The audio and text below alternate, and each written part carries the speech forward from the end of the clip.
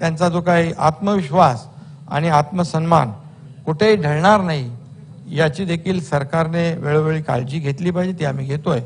2019 नंतर अध्यक्ष महोदय 2.5 वर्ष सत्तेत असलेले आणि आता आमच्या सरकारवर शेतकऱ्यांच्या समस्याबाबत टीका होतीये, आरोप करतायत, पण जेव्हा 2.5 वर्ष सत्तेमध्ये त्या काळात मी होतो, दादाही होते, परंतु तुम्ही विचारायच्या आधी मी सांगून मोकळा होतो।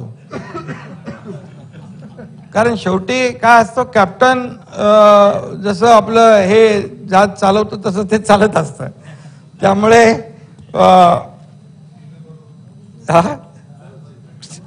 त्यामुळे या ठिकाणी आरोप करताना आत्मपरीक्षण देखील होणं आवश्यक आहे, आत्मचिंतन देखील आवश्यक आहे।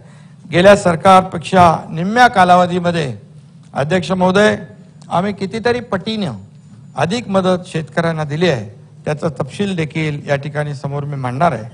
आधीच्या सत्ताधाऱ्यांप्रमाणे घोषणा करून फक्त शेतकऱ्यांना पोकळ आश्वासनं किंवा त्यांच्या तोंडाला पानं पुसण्याचं काम आम्ही केलेलं नाही। शेतकऱ्यांच्या खात्यात पैसे जमा करून त्यांचे अश्रू पुसण्याचं काम आम्ही केलेलं आहे, हे मी या ठिकाणी छाती ठोकपणे सांगू इच्छितो।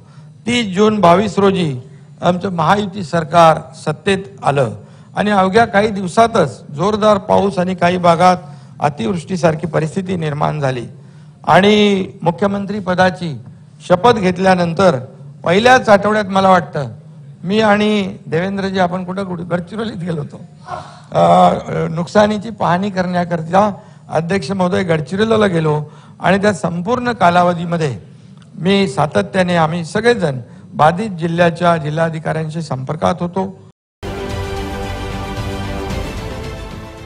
देश विदेशातील प्रत्येक घडामोडींचे लाईव्ह अपडेट मिळवण्यासाठी आता साम टीव्हीच्या सर्व सोशल मीडिया प्लॅटफॉर्मला लाईक, फॉलो आणि सबस्क्राइब करा। तसंच सर्व नोटिफिकेशनसाठी बेल आयकॉन प्रेस करायला विसरू